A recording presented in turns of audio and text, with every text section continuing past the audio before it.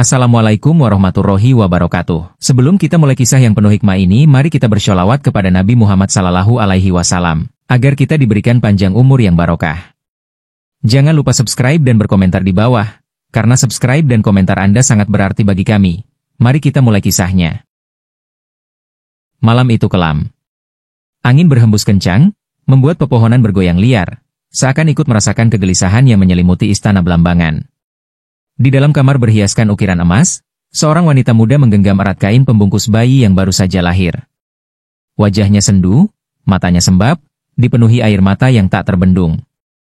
Ia adalah Dewi Sekar Dadu, putri penguasa Belambangan, yang baru saja melahirkan anak dari seorang pria yang dilarang oleh ayahnya, seorang ulama Islam bernama Maulana Ishaq. Namun, kebahagiaan menyambut kelahiran buah hatinya harus terhenti seketika saat pintu kamar terbuka dengan kasar. Seorang prajurit berdiri tegap di ambang pintu, wajahnya dingin, membawa pesan dari sang raja. Anak itu harus disingkirkan. Suara prajurit menggema, seperti vonis kematian yang tak bisa dibantah. Dewi Sekar Dadu menggigil. Ia tahu, ayahnya, Menak Sembuyu, akan melakukan apa saja demi mempertahankan kekuasaannya. Islam yang dibawa Maulana Ishaq dianggap sebagai ancaman bagi kerajaan Hindu-Buddha yang ia pimpin. Ia tak peduli bahwa cucunya sendiri yang baru lahir menjadi korban. Baginya, bayi itu bukan pewaris, melainkan kutukan. Buang dia ke laut. Aku tak mau melihatnya tumbuh dan mengancam tahtaku, perintahnya dengan suara penuh kemarahan.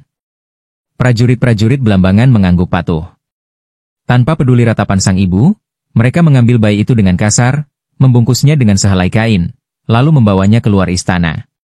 Di kejauhan, suara ombak menggelegar, seakan bersiap menelan tubuh kecil yang tak berdosa itu. Di tepi pantai, di bawah sinar bulan yang redup, seorang prajurit mendekati perahu kecil yang telah disiapkan. Ia menatap bayi di pelukannya sejenak, mata kecil yang masih belum mengerti dunia, wajah yang masih bersih dari dosa. Namun, tugas adalah tugas. Dengan hati sekeras batu, ia meletakkan bayi itu di dalam peti kayu, lalu mendorongnya ke lautan yang bergelombang. Ombak menyambut peti kecil itu dengan kasar, mengombang-ambingkannya di tengah kegelapan malam. Dewi Sekar Dadu, yang berlari ke tepi pantai, hanya bisa menjerit putus asa. Anakku, serunya, tapi suaranya tenggelam oleh suara angin dan deburan ombak. Perlahan, peti itu hanyut, menjauh, hingga akhirnya menghilang dalam gulungan gelombang. Takdir rupanya memiliki rencana lain. Peti kecil itu tidak tenggelam, tidak hancur diterpa ombak, melainkan terus mengapung, terbawa arus menuju arah barat. Jauh dari Belambangan, di sebuah perkampungan nelayan di daerah Gresik, seorang lelaki tua yang tengah menjaring ikan dikejutkan oleh sesuatu yang mengapung di permukaan laut. Dengan hati-hati, ia mendayung perahunya mendekat. Mata tuanya membelalak saat melihat isi peti itu, seorang bayi. Subhanallah, gumamnya terkejut. Dengan hati-hati, ia mengangkat bayi itu, membawanya ke pangkuannya. Entah siapa anak ini, entah dari mana asalnya, tapi baginya, ini adalah titipan Tuhan. Tanpa ragu, ia membawanya pulang. Bayi itu tumbuh dalam lingkungan yang jauh berbeda dari tanah kelahirannya. Di Gresik, ia dibesarkan dalam keluarga yang taat beragama, dikelilingi oleh ajaran Islam yang penuh kasih. Sejak kecil, ia menunjukkan kecerdasan luar biasa, seolah membawa takdir besar dalam dirinya. Takdir itu semakin nyata ketika ia bertemu dengan seorang ulama besar yang akan mengubah hidupnya, Sunan Ampel. Anak ini bukan anak biasa, kata Sunan Ampel ketika melihatnya pertama kali. Dengan penuh keyakinan, ia pun membimbing dan mendidik anak yang kelak akan dikenal dengan nama Sunan Giri, pemimpin besar yang lahir dari kegelapan malam dan ombak lautan. Bertahun-tahun kemudian, Muhammad Ainul Yakin telah tumbuh menjadi pemuda yang cerdas dan tangguh di bawah bimbingan Sunan Ampel. Ia dikenal bukan hanya karena kecerdasannya dalam memahami ajaran Islam, tetapi juga karena keteguhan hatinya dalam menghadapi tantangan. Suatu hari, di serambi pesantren Ampel Denta, Sunan Ampel menatapnya dalam-dalam. Sekarang saatnya kau mengetahui kebenaran tentang dirimu, ucapnya dengan suara penuh kebijaksanaan. Ainul Yakin mengernyitkan dahi, hatinya berdebar. Ia merasa hidupnya selama ini baik-baik saja, tetapi ada sesuatu yang belum pernah ia ketahui. Sunan Ampel melanjutkan, kau bukan berasal dari sini. Kau adalah keturunan bangsawan Belambangan. Ayahmu adalah Maulana Ishaq, dan ibumu adalah Dewi Sekar Dadu. Ucapan itu bagaikan petir yang menyambar. Muhammad Ainul Yakin terdiam, jiwanya terguncang.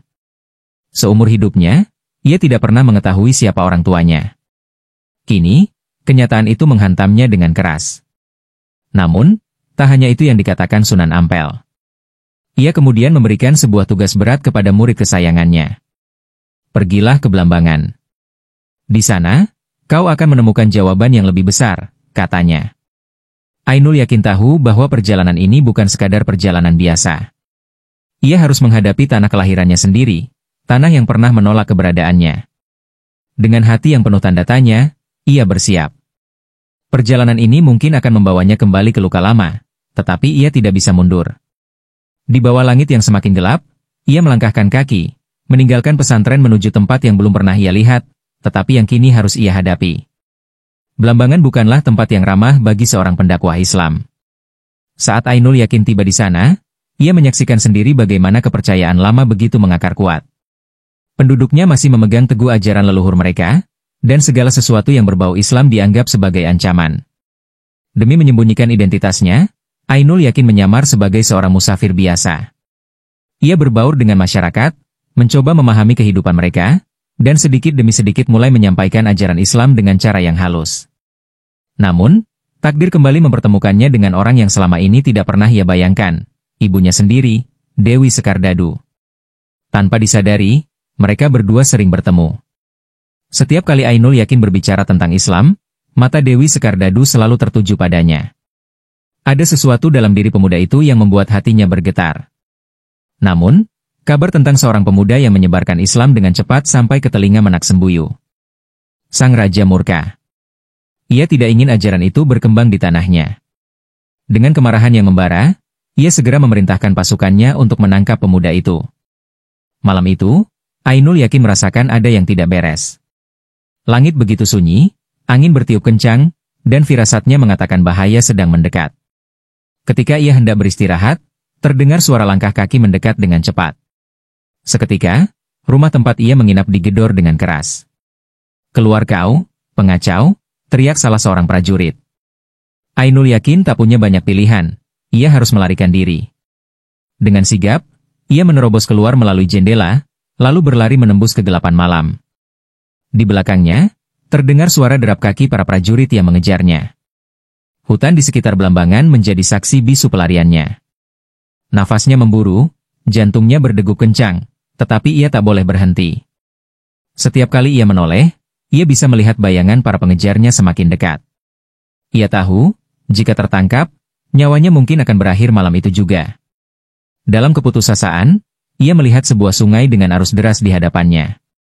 Tanpa berpikir panjang, ia melompat ke dalamnya. Air yang dingin menerpa tubuhnya, membawanya hanyut menjauh dari kejaran para prajurit. Ia terombang-ambing, berusaha bertahan di tengah derasnya arus. Malam itu, Muhammad Ainul yakin kembali berhadapan dengan laut, seperti saat ia masih bayi. Namun, kali ini ia bukan bayi yang tak berdaya. Ia adalah seorang pejuang, seorang pemimpin, yang akan bangkit kembali dari kegelapan untuk meneruskan perjuangannya. Muhammad Ainul yakin akhirnya tiba kembali di Gresik setelah lolos dari maut di Blambangan. Tubuhnya lelah, tetapi semangat dalam jiwanya semakin membara. Ia kini mengerti bahwa tanah kelahirannya masih menolak cahaya Islam, tetapi itu tidak membuatnya gentar. Justru dari pengalaman pahit itu, ia semakin yakin bahwa Islam harus disebarkan dengan kebijaksanaan, bukan dengan paksaan. Dengan tekad yang kuat, ia memutuskan untuk mendirikan pusat dakwah yang kelak menjadi simbol keislaman di tanah Jawa, Giri Kedaton. Ia memilih sebuah bukit di Gresik sebagai tempatnya, sebuah lokasi yang strategis, tinggi, dan aman. Dari sanalah, ia akan menyebarkan ajaran Islam tanpa takut diusir atau ditolak lagi. Malam itu, di bawah langit yang penuh bintang, ia bersujud, berdoa agar perjuangannya diberkahi. Pendirian Giri Kedaton tidak mudah. Bukit yang dipilih masih berupa hutan belantara. Bersama para murid dan pendukungnya, Ainul yakin mulai menebang pepohonan, mendirikan bangunan sederhana, dan menggali sumur untuk sumber air. Setiap tetes keringat yang jatuh adalah wujud dari keyakinannya bahwa tempat ini kelak akan menjadi pusat keilmuan yang besar. Perlahan, santri-santri mulai berdatangan. Mereka datang dari berbagai daerah, ingin belajar langsung dari pemuda yang kini lebih dikenal dengan sebutan Sunan Giri. Nama, Giri, sendiri berarti gunung, mencerminkan betapa teguh dan kuatnya pendiriannya dalam menyebarkan Islam. Giri Kedaton pun tidak hanya menjadi pesantren, tetapi juga pusat pemerintahan Islam yang berpengaruh hingga luar Jawa. Namun, Sunan Giri tahu bahwa menyebarkan Islam tidak bisa hanya dengan mengandalkan ceramah atau ajaran kitab semata. Masyarakat Jawa sangat terikat dengan budaya mereka, dan perubahan harus dilakukan secara halus. Maka, ia menciptakan lagu-lagu yang syarat makna, seperti Cublak-Cublak Sueng, Padang Bulan, dan Gula Ganti. Lagu-lagu ini terdengar seperti permainan anak-anak biasa, tetapi di dalamnya tersembunyi nilai-nilai keislaman. Anak-anak menyanyikannya tanpa sadar bahwa mereka sedang belajar tentang moral dan keimanan. Tidak hanya lagu, ia juga menciptakan permainan seperti jelungan, jamuran, dan gendigerit, yang diam-diam menanamkan kebiasaan baik dan kebersamaan. Cara dakwahnya unik, tidak frontal, tetapi menyusup perlahan ke dalam kebudayaan, hingga masyarakat menerimanya dengan sukacita. Keberhasilan Sunan Giri dalam menyebarkan Islam melalui seni dan budaya membuatnya dihormati di mana-mana. Namanya bergema tidak hanya di Jawa, tetapi juga di luar Nusantara. Para pedagang dari Maluku, Kalimantan, hingga Lombok datang untuk menimba ilmu darinya. Bahkan, pengaruhnya begitu besar sehingga ia diakui sebagai pemimpin spiritual yang setara dengan raja. Setiap keputusan penting yang menyangkut Islam di tanah Jawa selalu melibatkan dirinya. Dalam banyak hal, ia tidak hanya seorang ulama, tetapi juga pemimpin politik yang dihormati oleh para sultan dan adipati. Namun, semakin besar pengaruhnya, semakin banyak pula mata yang mengawasi. Tidak semua orang senang dengan keberhasilannya. Ada pihak-pihak yang menganggapnya sebagai ancaman, dan mereka mulai menyusun rencana untuk melemahkan kekuasaannya. Meskipun demikian, Sunan Giri tetap teguh pada jalannya. Ia tidak tergoda oleh kekuasaan duniawi atau terintimidasi oleh ancaman. Baginya, tugasnya hanyalah satu, memastikan Islam bisa berkembang di Nusantara tanpa pertumpahan darah. Setiap hari, ia terus membimbing murid-muridnya, mendidik mereka menjadi ulama, pemimpin, dan penyebar dakwah yang bijak. Ia tidak pernah membangun pasukan militer seperti kerajaan lain, tetapi pengaruhnya lebih kuat daripada senjata. Ia telah membuktikan bahwa Islam bisa berkembang dengan damai, tanpa perlu menumpahkan darah seperti di banyak wilayah lain. Namun, meskipun ia tetap kokoh, bayangan konspirasi terus mengintainya. Ia tahu bahwa perjuangannya belum selesai, dan bahwa setiap pemimpin besar selalu memiliki musuh yang ingin melihatnya jatuh. Tahun demi tahun berlalu, dan Giri Kedaton semakin berkembang menjadi pusat keilmuan dan kekuasaan Islam yang disegani. Sunan Giri telah mencetak banyak ulama dan pemimpin yang menyebarkan ajarannya ke seluruh Nusantara. Namun, di balik kejayaan itu, tubuhnya mulai menunjukkan tanda-tanda kelelahan. Usianya bertambah, dan perjuangan bertahun-tahun telah menguras energinya. Suatu malam, di tengah sepi, ia duduk di serambi Giri Kedaton, menatap langit yang dipenuhi bintang. Hatinya tenang, tetapi ia tahu bahwa waktunya di dunia ini tidak akan lama lagi. Para murid dan pengikutnya mulai menyadari bahwa guru mereka semakin sering menyendiri, menghabiskan waktu dalam doa dan tafakur.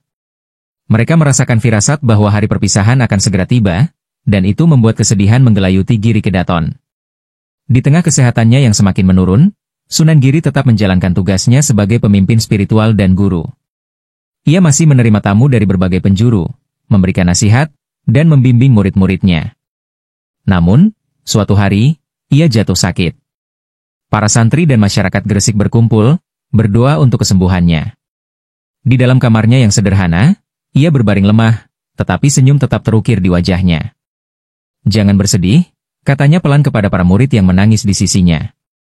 "Islam akan tetap hidup, selama kalian terus berjuang dengan ilmu dan kebijaksanaan."